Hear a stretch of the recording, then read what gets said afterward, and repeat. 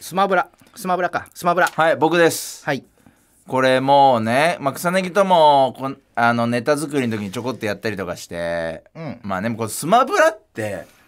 やっぱとんでもないゲームじゃない。ずーっと流行ってるね、子供のす頃ごいじゃない、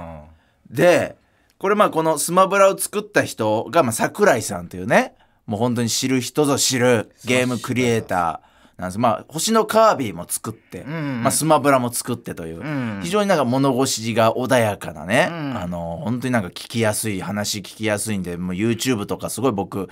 見てるんですけど、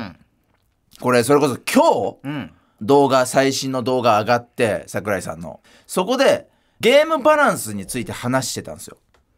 その桜井さんがスマブラのスマブラの、ものすごい数のキャラクター出てくるじゃない、スマブラってもうとんでもないで、めっちゃマリオとかね、そうでメーカーを超えて、マリオがいるのにキングダムハーツのソラがいたりとか、ファイナルファンタジークラウドいたりとか、もうバンジョーとカズーイがいたりとか、それが戦うってのがいいよね。もう夢の共演で、やっぱいろんなキャラがいる分、キャラバランスの調整って俺めちゃくちゃ難しいと思うの。いや確かにどうしてんだ、弱くても苦情来るしね。そう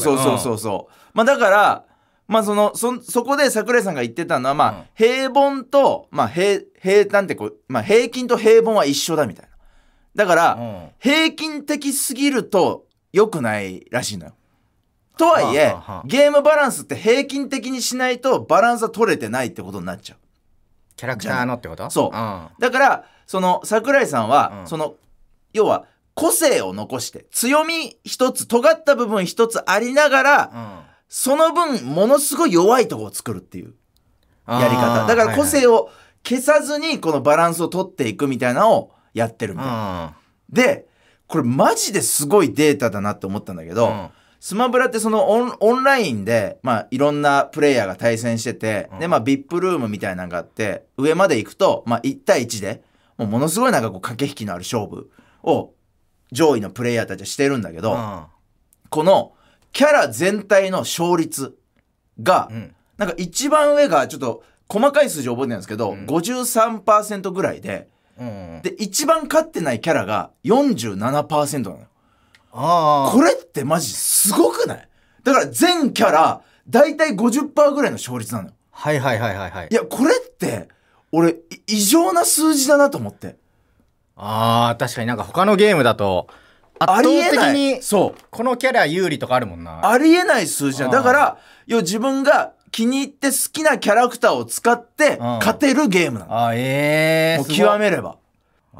これだから別に俺スマブラの話今日するつもりじゃなかったんだけど、今日ちょっとその動画見ちゃったからもう喋りたくてしょうがなくなるそれを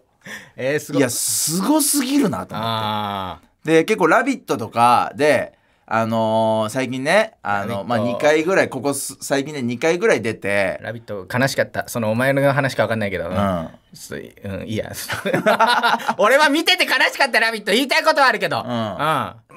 しないかその話。今いいよそれは本当に。いや俺から言わせてくれ。宮下のクレームみたいになっちゃう。宮下の名誉を守るために俺から言わせて。俺は見たんだ。起きて朝早く俺が出ない。クレームみたいになっちゃうからさ。宮下がね、宮下がねスマブラ強いって言ってね、ラビットね朝出たんだよね。1回目出た時は兼近とねもう一騎打ちになって惜しくも負けてしまったという、王者を逃したという。でめっちゃそれが悔しくてさ、宮下すげえ練習してたじゃん。したんですよ。そっからでしょ動画とか見始めるようになったら。そっから俺スマブラをもう極めたいって思って練習したのすごく。で本当にネタ合わせとかするって言ってもううち来てずーっとスマブラ練習してたりとかで、俺もバーって手伝ったりとかして、結構ずーっとで兼近とオンラインでやったりもしたんだよね。もう前夜にで本番朝バーって行って宮下が行くって言って、で俺は出番のない日だったから見てたのよ。見てたの？そしたら宮下変な動きずっとしてて、ずっと逃げてんのよ宮下が。なんで逃げてんだよって俺思って。そしたらね、コントローラーを間違えられちゃってたんだよね。もうボタン配置が全然違くて、ボタンがねカスタムして攻撃のボタンとかを自分で変えれるんだよね、そうそうそう。でそれがそのキムさんのコントローラーになってキムさんのインディアンスのキムさんのカスタムになってたから皆さんその操作が分かんなくて、どれがジャンプなんだろうどれが攻撃なんだろうっていうのでそれを試すためにずっとそのなんか逃げ回りながらね、そうガードボタンが分かんなくてだから最初にもう俺ボコボコにされてなんか気づいたら 70% ぐらいもうパーセンテージが溜まっててガードしたつもりでいたらもう全攻撃食らってあれ悲しかったそうなんてついてない男なんだと。そうでも本当にそこから、結構スマブラハマってて、ずっとやってんのよ、でオンライン対戦にねもう僕潜ること多くなってて、オンラインでできんだねあれね、すごいね。でやっぱねそのオンラインってめちゃくちゃレベル高くてなんか本当に軽い気持ちで入ると地元最強だったやつがボコボコにされんのよ。あ、そんななんだ。やっぱすげえんだ。なんか仲間内でスマブラ一番強かったみたいなやつって一人はいるじゃない。いるいる。そういうやつ。こいつずっと勝ってるなみたいな。そういうやつもボコボコにされるんだよオンラインって。その下の方で。すげえんだやっぱ。そうだからもう俺それが悔しくて一生懸命頑張って、まあ今世界戦闘力みたいなのがあって今1200万まで。どれぐらいなんそれ。あと100万で VIP に入れる。VIP ってのは一番上？ VIP ってのはまあ上位のもう強いプレイヤーしか集まらないなるほどねみたいなところに入れるぐらいの感じ、でオンラインって結構だからやること多くて、で下の方に結構行くとね、すごいその煽るやつがいるのよ。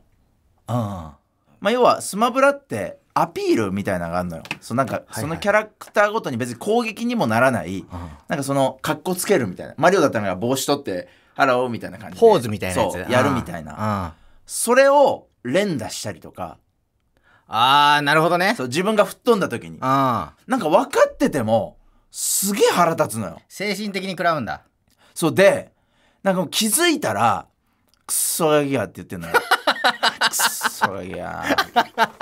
とかもう舌打ちもしたりとか。ガキかは分かんないわけでしょ。いやでももう小学生と思わないともうやってらんないというかでもそんなちょっとこう嫌だなっていうイメージのオンラインにもものすごいやつもいて、俺ねやっぱ対戦してでもう一回対戦しますかみたいなのが選べんのよ終わったと。そう、だから明らかに格上相手だとまあいい絵を選んだりとか、まあ、ちょっと勝てそうだなみたいなもう一回やったら勝てそうだなみたいな時は入ってやってもう一度再戦させてもらうみたいな。お互いがハイにすると再戦できるんだ。なるほどなるほど。でもなんかその場合ちょっとさっき勝てたけど負けそうだなって人は逆にいい絵にしてたりして再戦ってあんまり行われないの。勝ち逃げね。そう勝ち逃げしてるから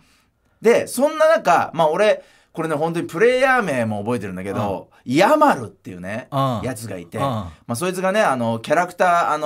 ーリトルマックっていうパンチアウトっていうゲームのボクサーみたいなはいはいはいそうキャラを使ってるやつでまあ俺スネークで戦っててでまあ僕本当に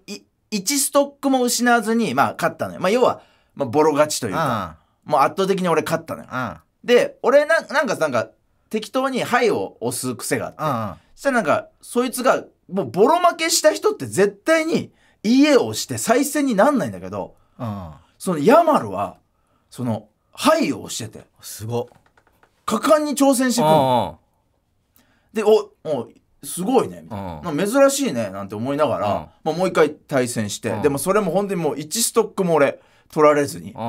結構まあもう3立てっていうんですけど、そう1ストックも取られずに倒す。3機持ってんだ。そう3機持ってるルールでやって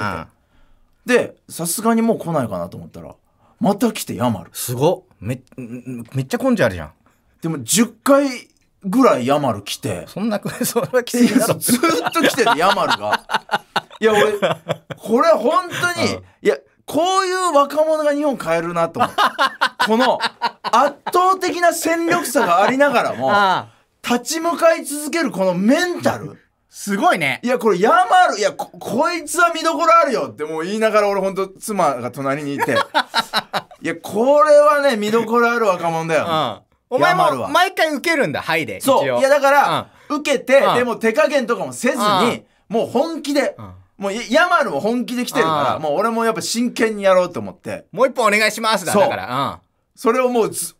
っとこう受け続けてあげるみたいな時間なんだけど、うん、まあ俺でもめちゃめちゃヤマルいいやつだなって思ってたんだけど、なんかまあでヤマルが俺は諦めるまでやってあげようと思って、なんかやっぱ確かにな、なんか礼儀かなっていう、こっちのなんかここ逃げるのもちょっとなんかね、なんかこう嫌じゃん。まあそうだよ。なんか申し訳ないなっていう。でもなんかその気づいたら3時間ぐらい俺ヤマルとやってて、もうなんかさすがにいいやつだけど暇すぎるなこれ。ヤマルの練習にしかなってない。そうさすがにちょっとヤマル。